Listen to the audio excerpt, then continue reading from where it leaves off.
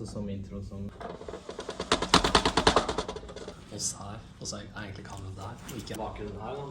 Men for jeg kan tenke meg, hvis vi setter kamera her... Der.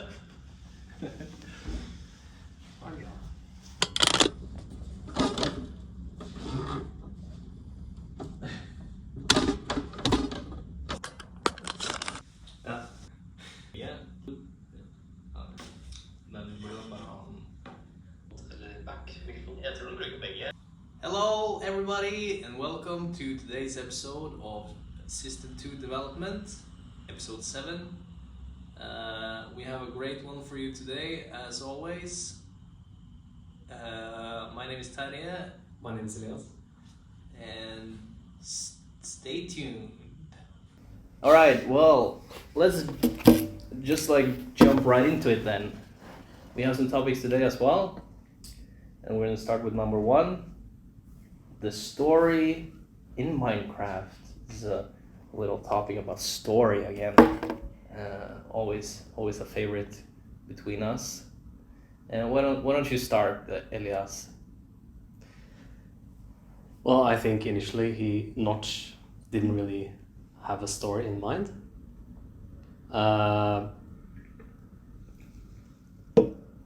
But eventually he added a story, I guess.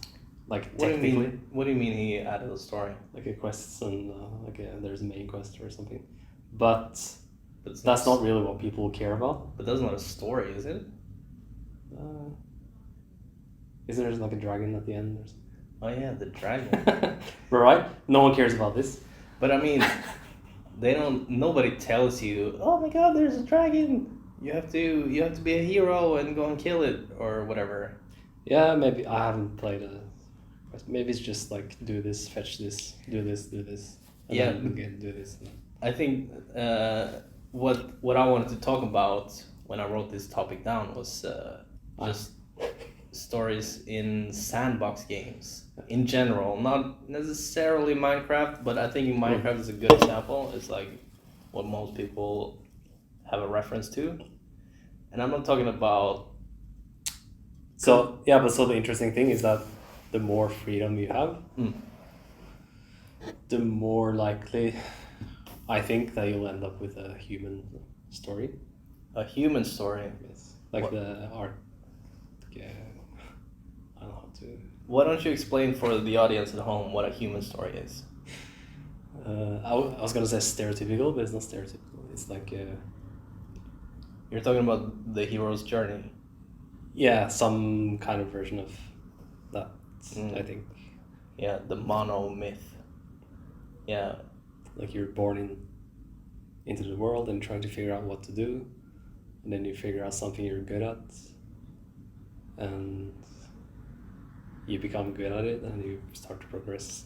Yeah, there's like a call to adventure.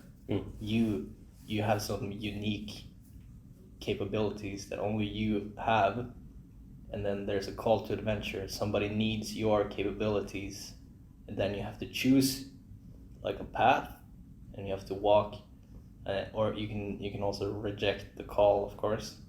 But if you choose to accept the adventure, you go out into the unknown, into the chaos. You try to become as good as you can be, and then you use your skills to defeat the dragon, and then you bring the spoils back to your village, something like that. There's like... Or your inventory, I guess. You bring your inventory back to the village. I mean, the spoils, the drops to your inventory or back to your base. Yeah. Back to your chests in your Minecraft, the little Minecraft house. Do you have unlimited inventory space in Minecraft? No. Oh. So you have to, or I mean, technically there's like a finite amount, but you can always make more chests. But yeah, you haven't played Minecraft?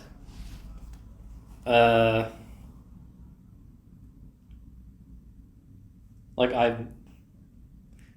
I did some modding of Minecraft. Yeah. Wow, really? It was very specific, like Lua modding. Yeah. I was extending a framework Hmm. which lets you script Lua scripts in Minecraft, and then I was using this to teach children about how to Oh, program. yeah, because something in Minecraft. my brother, he learned to program in Minecraft and Lua. That's very interesting. But In that's Lua? not, huh? In Lua? In Lua, yeah. But that's not that's not the topic here today. Because when I first I played Minecraft really late, you know, like when I was 20, 28, 20 no 20, yeah, in my late 20s, and I just played regular old vanilla Minecraft, and what I realized is that it has like a pattern, and it's very interesting because you sort of play out kind of human history in a way. You start out as like a nomad, and you have to of course find food, and then you sort of like it becomes night, and there's zombies that attack, and you have to build like a little dirt house to try to protect yourself against the zombies, and then you start digging down into the ground, and you find iron and all that stuff, and then you have to go up, and you have to eat more, and you gather wood, and then you try to mine down, and you try to find rare metals, and you try to find diamonds and stuff, but you always have to go back to the surface to get some food.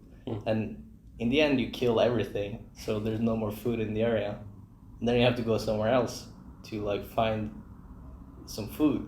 And that's like a very nomadic way, like the way our ancestors probably lived.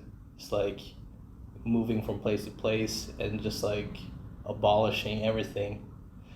But then you go through like almost an agricultural revolution inside the game, and you start to get seeds, and you grow plants, and you farm the food next to you, and then you get cows and stuff like that, and then you're gonna stay in one place, and you keep going down into the mine, and you go up, and then I mean it sort of expands like that, and you go through like an industrial revolution, and like in the very end when you start modding and stuff, there's like the computer revolution, the digital revolution. Even though that's not part of the official story, I guess. Yeah, because none of this is sort of scripted. It's just like an emerging story. Yeah.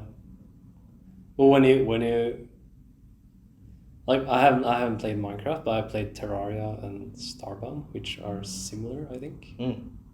Especially as Terraria. But I haven't really thought about it, like, so maybe I'm wondering if it's intentional, or if it's just like if Notch or the other designers really thought about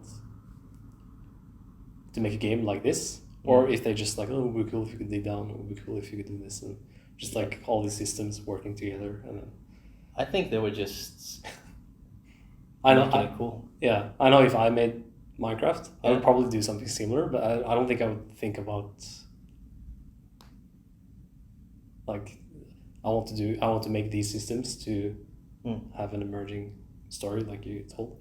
Yeah, because I think that for us, for humans, making the human story, this is sort of a pattern that is meaningful to us. It's like you're in your little house, and you feel like it's kind of you feel like if you built a house out of tree or wood, then it's like, oh, this is sort of done. But I want to have like a metal house or something like that, and then you set this goal for yourself. You have to go and find lots of metal, and then you have to go into the unknown, into the mines, into the caves, try to find a lot of iron. It's like sort of you just like follow your inner compass of what feels meaningful. And I think the developers they probably had this in the back of their mind. How do we craft a meaningful experience? And it's just like sort of like feeds into each other. It's like they try to make a meaningful experience. Oh, maybe if you can, I don't know, melt iron. It'll just like they try to invent mechanics that feel meaningful, and then you as the player, you try to do meaningful stuff, and out of all of this story emerges that is like the monomyth and the human story, just like out of the parts, you know. I was thinking the way, like, I played Starbound at least 3 or 4 times with my brother. And we always played like in one go. All of it. Yeah. Yeah. Until we get bored. Yeah. What is Starbound about? I think it's kind of like Terraria, but you can go to other planets as well. Like, basically, that's it. So it's I mean, there's 2D. more to it, but yeah, it's 2D. But the story me and my brother always want to play is we want to find the best stuff immediately, and we don't care about making a camp or like settling down. We always want to move to we always just want to find the sickest loot. Yeah, and get enough ingredients to make better weapons and to make better, like just enough to make better weapons, so we can go to the next thing and get more stuff to make even better weapons. And then, so we're not so keen on settling down, kind of. Yeah. It's very like optimized. Yeah. I think also this has a lot to do with your tolerance for chaos. Like I feel like you have very high tolerance for chaos. You can just like make things that are on the edge, you know, like on the border. But me, for example, I like to be like inside. I like to craft. Like even if I play, let's say an RTS, like a strategy game, I always try to make like the base really good before I go, like almost max out everything before I go on attack, you know. And of course that's like a really bad strategy most of the time. But when I played RTS games, Yeah. at least when I was younger, I had the same. Like that's what I found the most fun. Yeah, to build bases. Yeah, but in Starbound, you don't want to build bases. Yeah, it's kind of like you're going out. In a way, it's like the opposite. Yeah, we're going out on an attack on the game itself or something. Like, and you don't care if you have the best defense or like a place to retreat to. Just like I just want the best stuff. But I think the reason I played, for example, Age of Empires that way, like I just wanted to make the best base ever, is because it's for the same reason I enjoy games like Factorio and probably Satisfactory as well. The optimization game. Yeah. And I think that's what we're playing in Starbound as well. Really? Yeah. We're trying to optimize our characters, but we have to kill stuff to get there. But I think it's more about that than to like. Yeah, for example, we don't care at all about cosmetic items, or it's all about the stats. It's all about the stats. Yeah, that is interesting.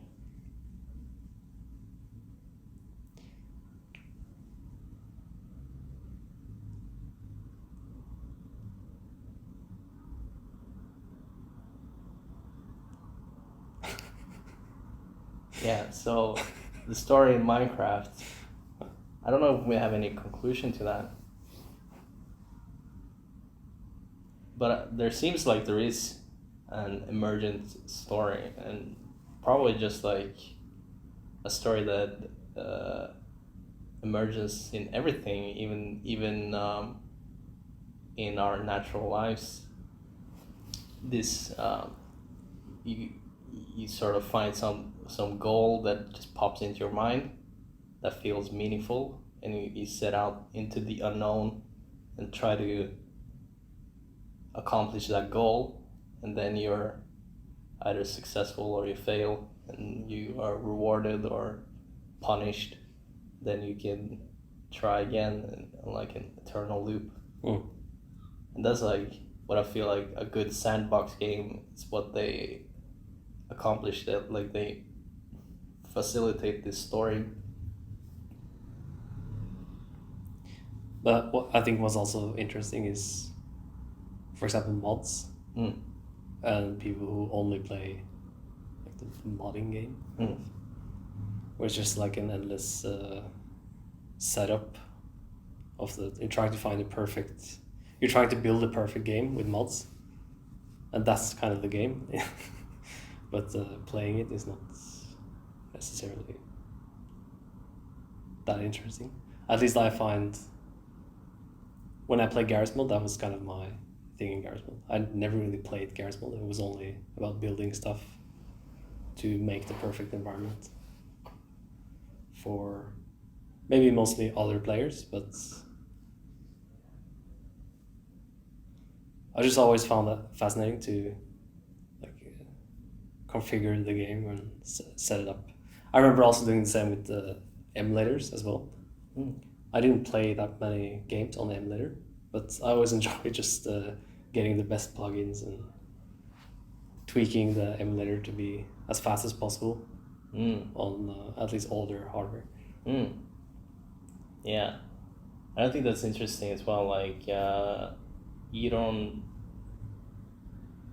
ever play, because I remember as well when I was a kid. You know, we made tree houses, but we never played in them. Yeah, we just built them. You know, and when we were finished, just build another level or build another tree house somewhere else. And I think it's like, we talked about this before, but like developers, like programmers, technical people, they want to make the engine for the designers, and then the designer, they want to make the game for the player, and the player plays the game. But they, like the developer, would never design the game, because that's not what they are interested in. Just the same as the game designer would never play the game, because that's not what they are interested in. It's just the player that plays the game. They just like make the experience for the next person on the ladder. I think it's also like right now when I'm making apps at work,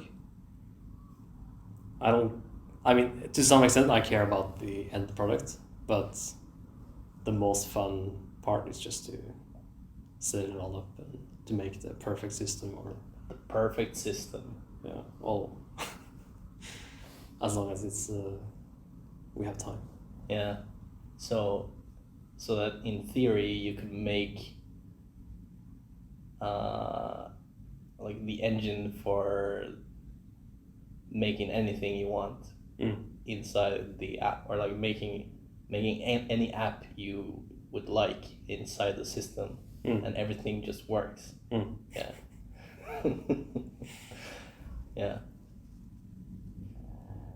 Yeah, I think that's very interesting. Maybe we can have that as a topic in a later episode. But now, I think we go over to the next topic. This is a very interesting topic. Is it possible to create a perfect way to teach children how to live? What a hairy topic.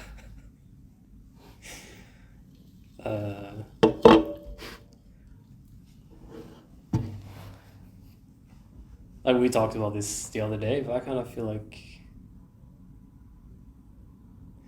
Wait, can you start? Because I'm not sure where to. I can start, because I feel like there's like a famous saying that history is just the life stories of a few select men. You know, like the people that really created our modern society is like I don't know, Henry Ford and Leonardo da Vinci, and just like there's like a few people that has been so influential, and, and it feels like they're like legends. And I feel like to get on that level, like to be a person that is sort of defines the world in a way, they were kind of just lucky, or they everything they did was just like the perfect move. They kind of hit like a wave when they were like a baby, and just rode the wave all through their lives, and just like they learned how to be independent and make choices, and then they like a very good example is just like uh, the people that made like the computer revolution, like Bill Gates and Steve Jobs and all the other guys. they all were very lucky in that they had access to computers in their school, even though almost nobody had computers, and they learned to program, and they were also given a lot of free time on their computers, even though nobody else had access to that. It was just luck. And I don't remember who wrote the book, but in Outliers, he talks a lot about that, like how a lot of these guys just like rode this perfect wave, and they made the computer revolution. It's just like what I'm interested in is it possible to make this perfect wave for every child, so that everyone can reach their full potential, you know? Yeah. So I remember we were talking about like if it's too formulaic, then it doesn't work. But if it's too vague, it doesn't work either. If the plan like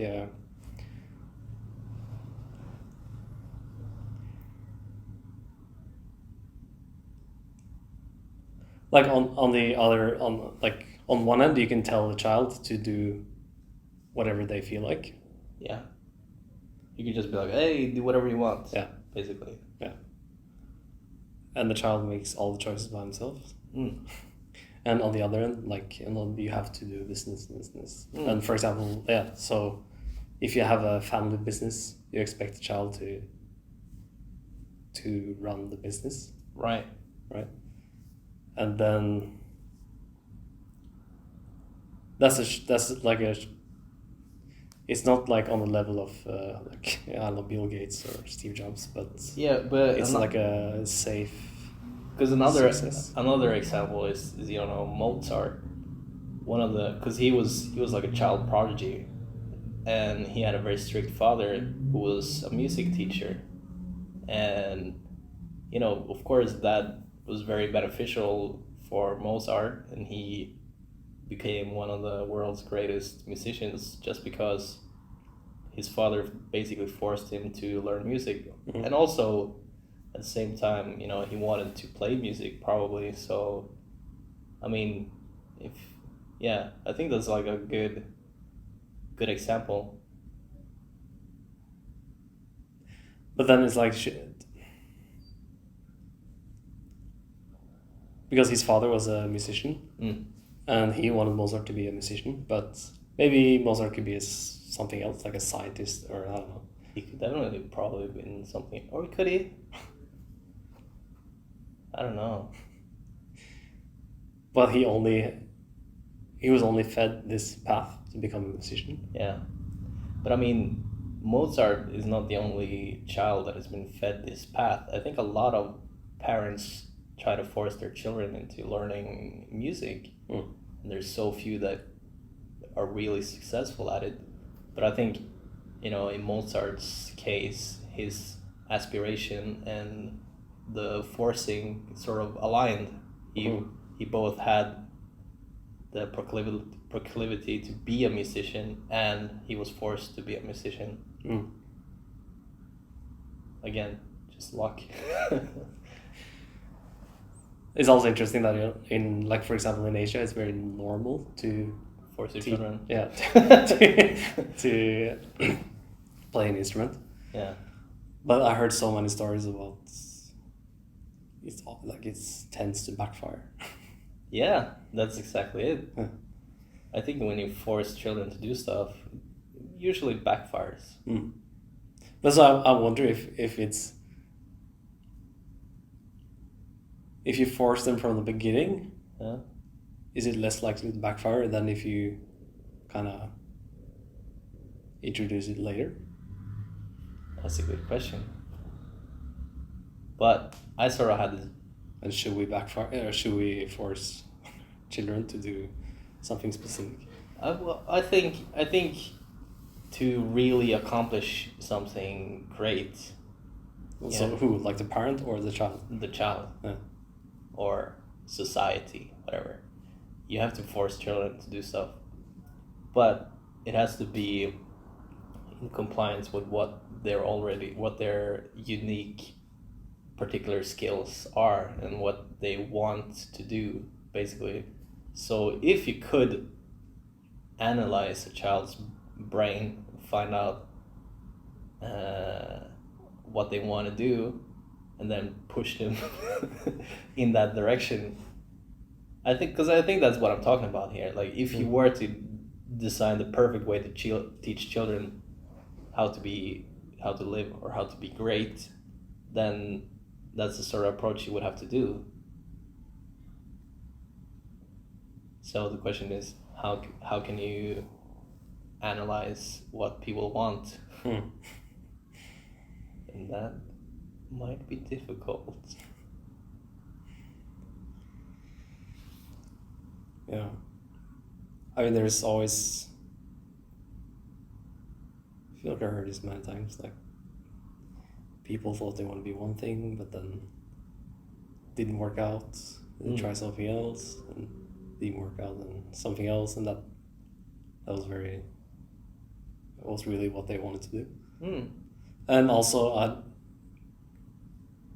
I'm kind of thinking that not all people care that much about what they become. Some think it's fine to just relax and not do so much. Yeah. That I talked about that a lot, but like how, because Aristotle, he says that the unexamined life is not worth living, and there's so many people that never examine their lives.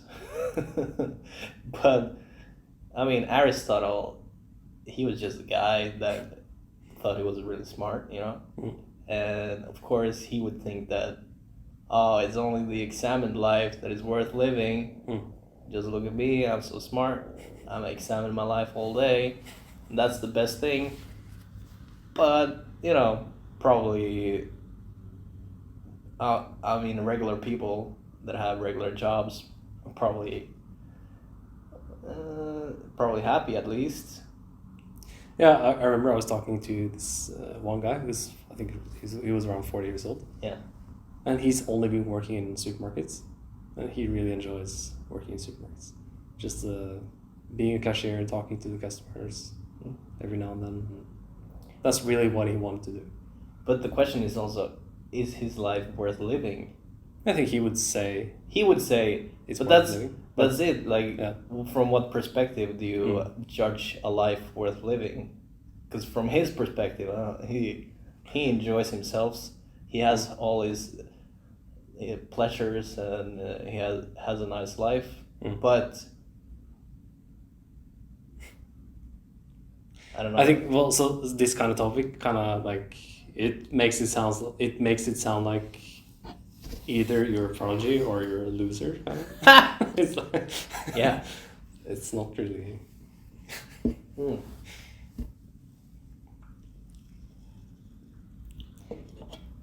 It's not always the case, I guess.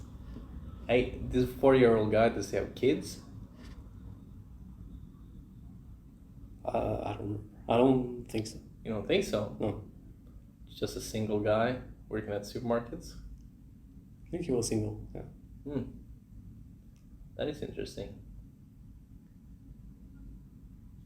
Yeah, because I sometimes think that there's two things you can do in your life that are meaningful. Either you try to expand the knowledge of human society, or you reproduce. Either you live for the genes or the memes, basically. But if this guy doesn't do either, then why is he alive? You know, we should have him as a guest. We give him a call. Okay, so next topic. I think this is one you will enjoy, and maybe our listeners as well. I mean, in this podcast we up until now we've taken mostly design topics, but we're a development podcast, so this next one is going to be a programming heavy topic. Should you comment your code? It's a very interesting topic. Well, so first of all, I feel like in this industry there's a lot of there's mixed opinions, of course. Which on industry? one programming industry, The or programming professional, especially the professional industry, and maybe even more so consultants. Yeah. Profession in Norway. Like either you should never comment any code whatsoever. You should always try to make it. You should always try to write code that's so obvious that you don't need to comment. Yeah, that explains itself. Or you have the other side who just. I guess there are three sides. There are people who don't think so much about it, and the other side is just no. You should always comment. You should comment everything. Yeah. Well, I met some. Yeah.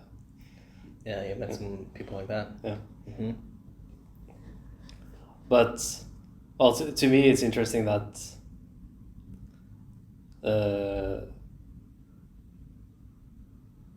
some of the famous people that are telling younger developers kind of that like Uncle Bob and I think Robert C. Martin, and I forgot the names, but famous programmers who are preaching about how to write clean code. They like it. To me, it's kind of interesting that it's for example, Robert C. Martin. He's telling people not to write any comments. But that's kind of on the surface. But it's not what he really means. And what does he really mean? Like, you should try not to ever comment. Because does he have like YouTube videos that say, never comment your code? Yeah, like kind of. But his style, so I feel like also his style is a bit like military-ish. Yeah. Like it's very... disciplinarian. Yeah, disciplinary. But of course, he's not saying you should never comment your code ever. But I've seen people who has taken his word for it and just never. They never comment any code, and they have guidelines or rules in their CI system or that just doesn't allow comments in code. That is crazy. Yeah. But the point is kind of you should just think about it. Well, like when you write a comment, like why do you write this comment? Do you really need to write this comment? Is there an opportunity to write better code? Because you said there were 3 groups of people that write. Well, the third group is just they don't think about it so much, I guess. Yeah. But now you're saying like there's 4 groups. There's also people that think about it, or that's the group you should be. Yeah. You should try not to write that many comments. But if you have thought about it, then it's okay. Yeah. That's like the perfect middle way or something like that. But, and it's not just comments, but I feel like a lot of these clean code kind of, or just patterns in general are they become very like dogmatic, I think, especially maybe for, it's very easy to get that sense that you should never write code, you should never repeat your code, and you should never do this, you should never, it becomes, I feel like it's very easy to go, to fall for that in the beginning, but eventually when you learn how to, I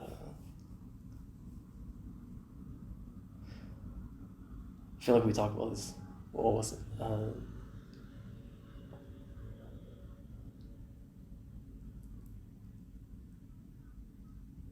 There's something that's like very difficult to.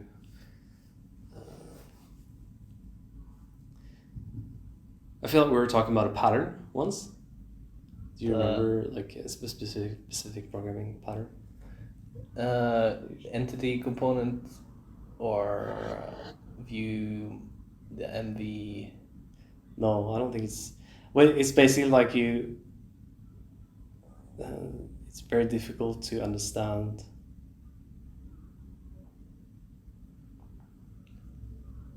The factory pattern.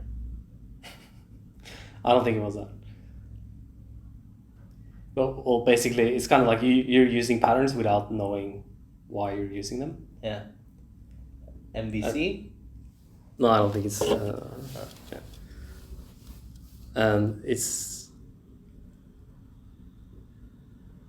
difficult to understand how to use them without actually experiencing.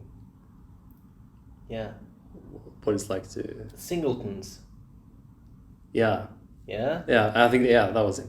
Yeah. Or just global variables or singletons or. Yeah. Because in the game industry, you often come across tutorials that say, never use the singleton pattern.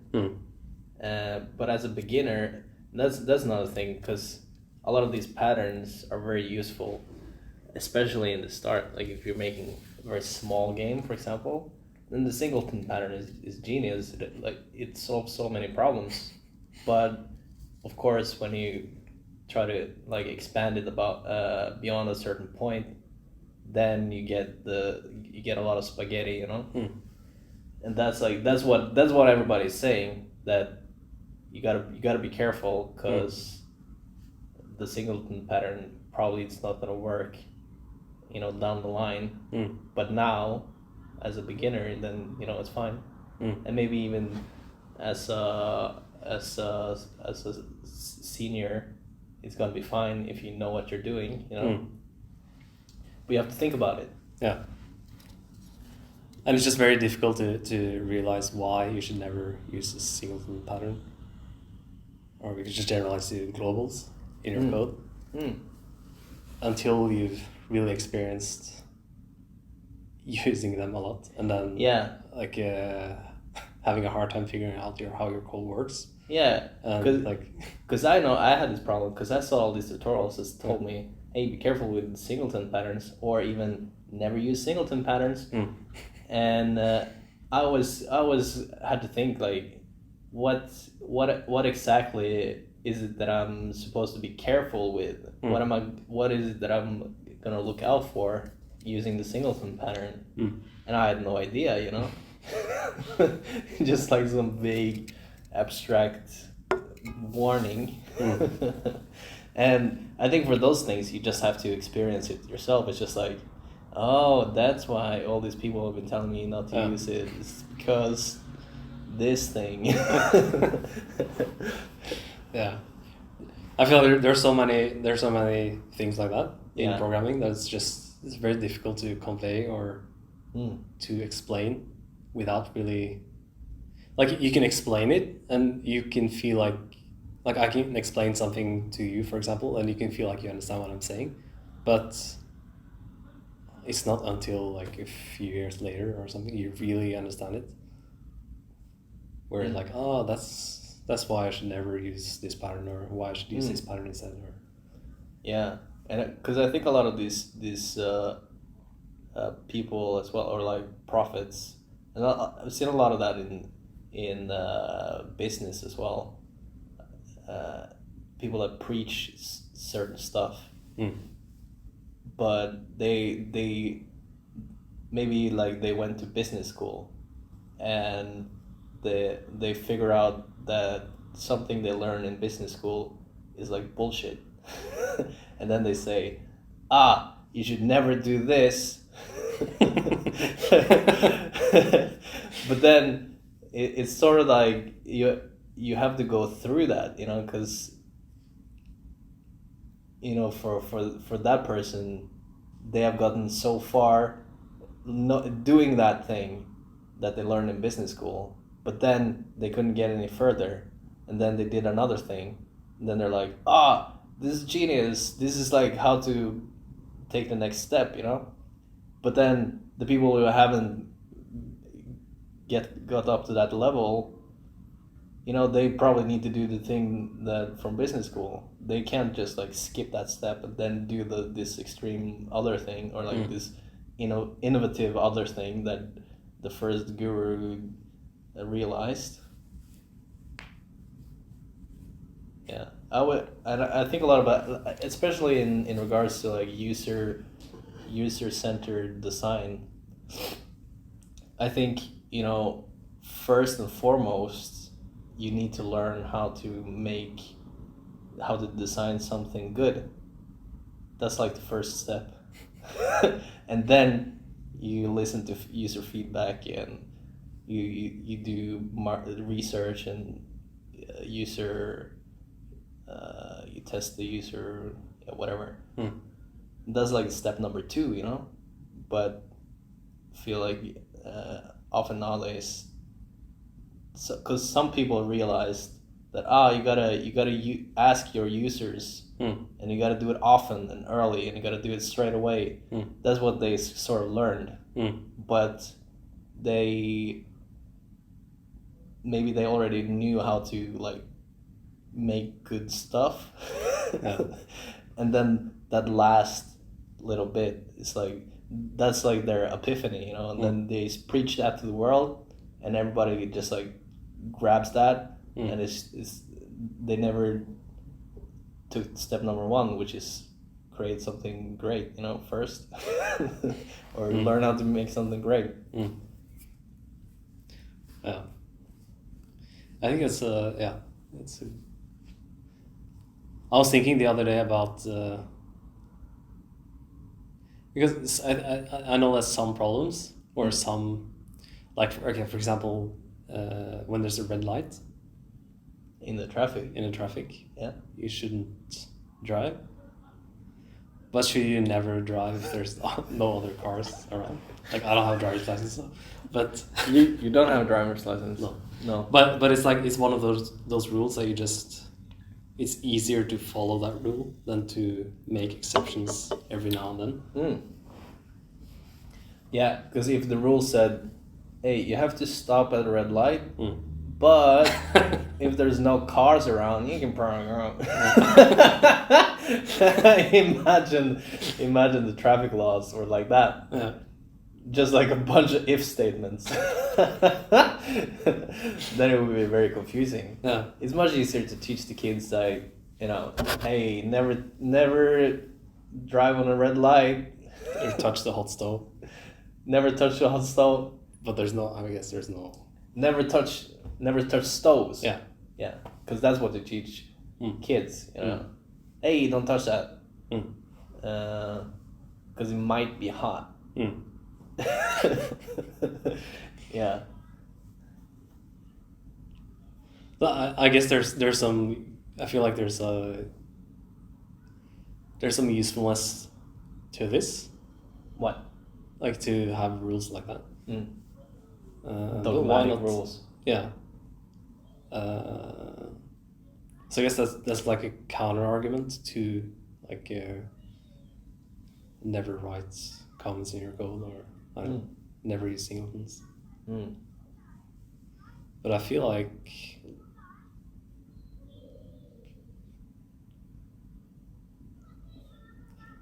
yeah. So I don't know, is it better to just say never write comments? Will that produce better quality code in the future for everyone? Or than if you just say you have to think about it? That's an interesting question. So, like, if you imagine there's two paths, and you can either tell everybody to never write comments, or think about it, or maybe write comments all the time, or yeah, I guess those are never write comments, or you can write like try not to write comments. Yeah. Which, okay, just like those two, which one will produce better code in general for everyone? For everyone. Yeah. I would say try to never write comments. Maybe. Well, I feel maybe something deeper is that what we really should teach people is to think. We should teach people how to think. That's back to the previous topic as well. How do we teach children how to live? How do you teach children how to think? Because, or just think about what you're doing, like think about what you're writing. Yeah. But like the current incarnation of the school system is very dogmatic, and because the point with school is to teach children how to think, but that's not what they're teaching. They're teaching, how to, like, you gotta sit down, shut up, and do as you're told. That's like lesson number one, above everything. That's like the meta lesson that school is teaching us, or teaching children. And in my opinion, that is the wrong thing to teach children. Yeah, but so then interesting, like it's the most efficient way to teach children something. Yeah, like about subjects and it is the most efficient way to create orderly society, like a society that doesn't burst into chaos. Because if 90% of the children know how to sit down, shut up, and do what they're told, then it's gonna be fine in most cases. And like if you don't shut up, we'll just give you some medication, so you'll shut up. But then if you want a society that makes, let's say, great things, that makes great progress, and that is enjoyable to live in and is meaningful to be participating in, then I don't think sitting down, shutting up should be the main lesson. I think it should be, how to think, or how to make something, or something like that, how to manifest your own unique little. Well, I think there are schools now that kind of try doing this. I think so too, yeah. Recently, they're trying to do this approach where, especially in like kindergarten and I think some primary schools, they try to do more practical things, and like we take the children out in the forest, and then we try to make something, and like you can do like you can't do whatever you want, right? No. Like, it doesn't. That doesn't work either. But no, that's not what I'm saying either. But it's like, because my main gripe with school is, you know, if you're writing a text, for example, you're trying to analyze a poem, or you're trying to analyze something, whatever, you have to write something, and then you know, the goal of the lesson should be, you're gonna be, after doing this, you're gonna be a little bit smarter. You're gonna know, because the whole thing with writing is you're supposed to learn how to think. And if you then if you're a teacher and you like collect all the papers from the students and you start correcting the grammar, and you're like, oh no, the format of this text is not really an analysis. You haven't referenced enough texts. You haven't. It's like, because teachers, they usually the things you can quantify, like spelling errors and structure and references. Those kind of sort of things are very easy to spot. But the thinking part, you know, has the student shown an ability to think? Yeah, that requires thinking from the teacher as well. That requires thinking from the teacher. And the next step as well is like, how can I push this student to become even smarter, to think even clearer, to think better? That's like even more difficult. It's like, imagine how much you would know. Like if you have 20 students, you don't have the time, right? Much easier to have little red squiggly lines under the grammar mistakes. And that's where the school system is failing, you know?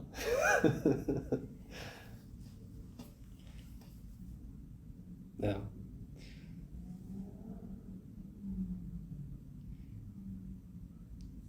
Yeah.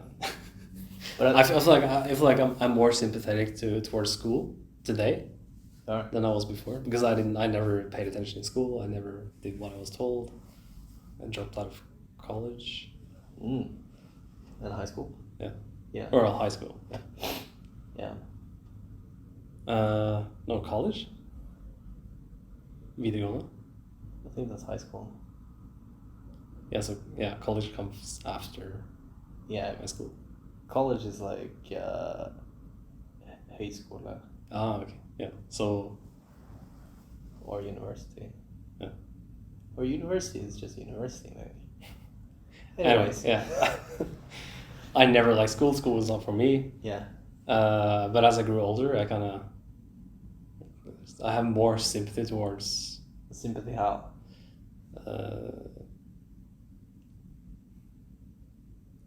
Is not, and especially after doing the like teaching children coding. Thing. Yeah. It's very difficult. Yeah, I mean, I'm sympathetic as well, and I don't think it's in any way easy. I just think they're failing. And even when I had to teach children who most of them really wanted to learn programming. Yeah. Of course, some of them are also, it goes back to the how to make your kids excel, but their parents push them to, because their parents are programmers, so they also want their children to be programmers. Yeah. And obviously, in many cases, it doesn't. They don't want. Yeah, there are not so many programmers in the world. And for there are always. I remember there were always children who really, they're just there because their parents told them to go there, and they don't care so much about programming. It's not so much fun, and they just rather just play Minecraft or do something else. But I mean, I was in a situation where it doesn't matter. Like if this child doesn't want to participate, it's totally fine that he doesn't participate. He can just do whatever he wants. So I'm only left with the children who really wants to learn. But even that is very difficult. But I imagine, as a teacher, it must be if I were a teacher teaching someone like me when I was young. I don't know how to possible. It's impossible. Yeah, like I have to go to school because it's how like I have to go to Society school. works. Yeah. Or did you? Hey, that would be interesting. If you never went to school, like if they were just like, this guy, he doesn't fit in here. He doesn't have to go. But maybe that's well, in Norway, education is free up to a certain point. But maybe we'll get there in the future, like that it's like it's okay not to go to school. Yeah, I think that would be really nice. I don't. And the teachers can like evaluate. Like, but I don't think that will ever be legal. I think I benefited from going to school. You did? Yeah, but not to learn stuff, but all the social aspect of it, and making friends. Just being at school, I thought it was fun. But apart from the teaching. Yeah, that's hard to replicate, the social aspect. Yeah. Okay, so this is the last topic. What makes different things awesome for different people?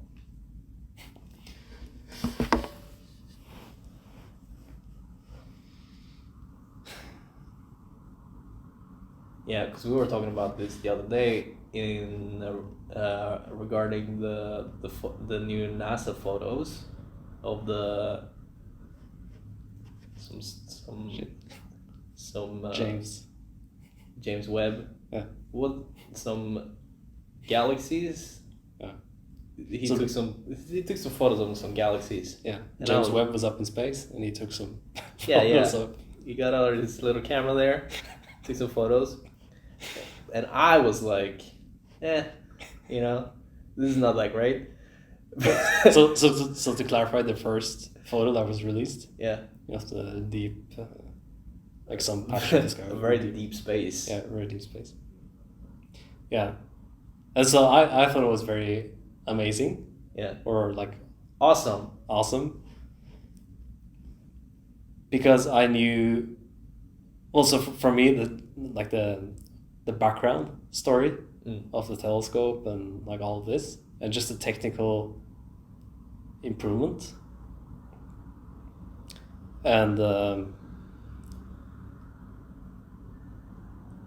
also, for example, just like how galaxies bend and how the light gets bent by gravity by other galaxies, things like this. But for you, it was not so interesting. But I think that's interesting. I've seen better space photos, and they did release some space, like some nebula photos that look pretty cool. But the first one wasn't that cool in my opinion. And you're not the only person. No. You're trist. I don't think it actually froze. It's just airplane. Probably. Yeah, we're still rolling. Okay. Yeah. So, like, what makes something awe-inspiring or look amazing to some people and not others? Because you said that a lot of people think that looking up at the sky, watching the clouds, sunset and clouds, and like pink sky, whatever, very awesome. But you don't think so? No. You don't. But I don't know. I don't know why, really, and I don't know why other people think it's so beautiful or. And I had a theory that you're not that visual. Like you enjoy more the story behind James Webb and the. Well, to be honest, I don't really enjoy the story either so much. No? Maybe the story behind like how light bends and like things like that. Maybe that's more interesting, but that's that's also the story. Yeah.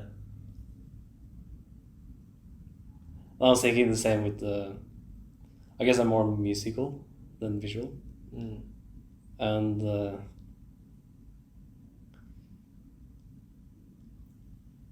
it's like,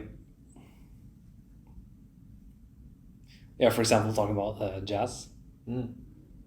Like I think for most people, it just sounds like noise. Yeah, I can attest to that. Yeah. But do you often get a feeling of awe listening to jazz? Yeah, there are many tunes that I think are like very awe-inspiring. Yeah. But I wonder why. Is it just like one thing is just getting like there's something about getting used to it. I don't know. It sounds a bit. It sounds a bit. I don't know. What's this word in English? Pompous. Magnificent. No, like high class. Oh. Like snobby. Yeah. It sounds a bit snobby, but I think there have been times where, like when I was a bit younger, and I listened to some of the more like complicated jazz songs. Yeah. To me, they sound a bit like a bit noisy, but eventually I started to appreciate. Really? Yes. It's kind of like smoking, drinking, and eating olives and stuff like that. Yeah, maybe. In the beginning, you're just like, ugh. Yeah. But then you get used to it and you sort of like it. But then it's not just that you get used to it, but you can kind of hear all the details and how they perform, and then maybe you have another song that maybe 10 years ago I would think both are like equally noisy, but the other song is like much more. It's so much better than the other one. The performance is much better. The solo is much better. It's more creative. Yeah, because I think it has a lot to do with chaos and how much chaos you can tolerate.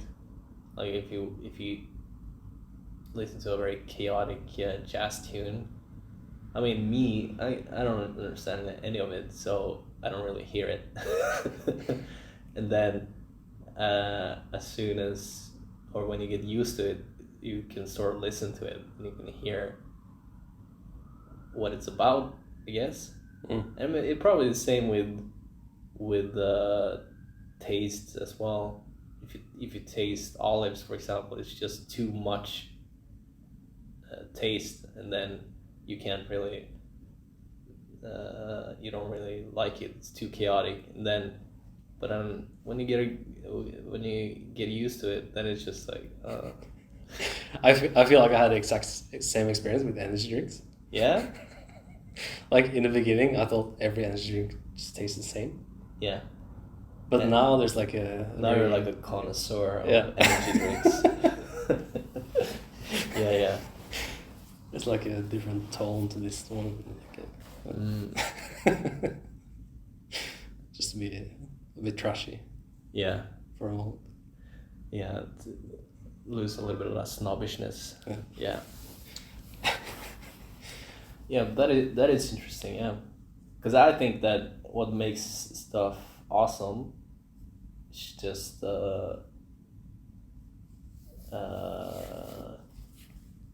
if something sort of triggers your entire brain at once, just like too much electrical signals in your brain, and you sort of can't do anything else. Like if you watching the sunset and it's just like so much visual input that you're just like awestruck, you know, you just like you don't really know what's happening and you can't really move. I don't know, it's just like too much input at once. But I feel like to get to that point you have to have a lot of neural pathways already, and like for example visual pathways, and you have to be sort of receptive of that input in a way. And if you can because humans are very visual, so I think that's like maybe the easiest way, or maybe music, I don't know. It's just like a shortcut into just like triggering the entire brain at once, kind of paralyzing you. But in a way, it kind of sounds like you're explaining. Because obviously, you don't get that if you watch a noise image, like a pure noise. Yeah. So there has to be a balance. It has to be like on edge or something. Like, oh yeah, yeah. it has to trigger the right things. Yeah. It has to be something you're kind of familiar with, and it's kind of chaotic at the same time. Yeah.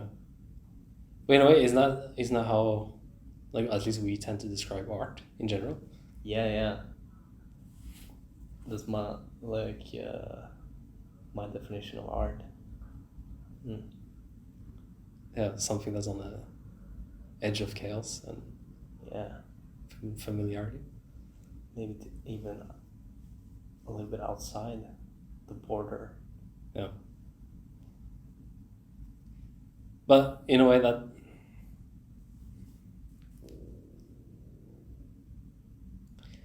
so, like, have you had an experiences? Like, yeah, what was the last image that you saw that's really that was awe-inspiring? Yeah. I don't know. I mean, no, I don't remember any. I mean, well, I've had this with music. Well, I tend maybe every other month, maybe, when I hear a new song. Oh. But I'm curious, like, what... Because I don't really do anything with that awe-inspiring moment other than to enjoy the music. I don't become inspired. No? I think. Maybe I do without thinking about it. But often, like, art in general, which is like maybe slightly more chaotic than familiar, it tends to... I don't know, maybe it doesn't tend to, but you'd think like it also inspires people to do something. But it's not always the case that it really inspires you to do something or motivates you to do something particular. I don't think it motivates you to do something. I think it does the opposite. It motivates you to quit. Like, what do you mean? If you see something that's really awe-inspiring, and it's in your profession, or yeah, like if you're a musician, for example, and you hear someone who's really great, you sort of think like, oh, I can never do that. Yeah, but so it's interesting that some people take it as a challenge. Yeah. Like, I heard it's within music that, well, some people become like defeatists, and some will take it as a motivation to learn more. But it's usually like if you're a guitar player and you listen to like this amazing guitar solo, like either you become better or you quit. But if it's outside of your profession, or maybe not profession, but hobby, or it doesn't do anything. Yeah, I think so. Yeah.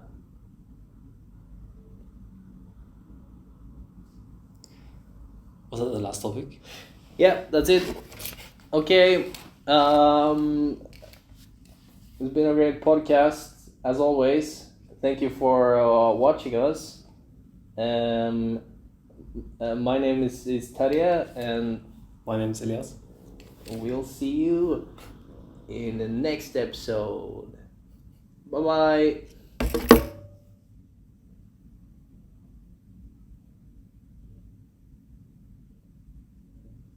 En timme och 8 minuter. Det här var ju lite sån... Skummelt. Sån rävla. Ja. Men vi må filma intro då. Ja. Tänker jag. Ja. Ja, jeg tror det.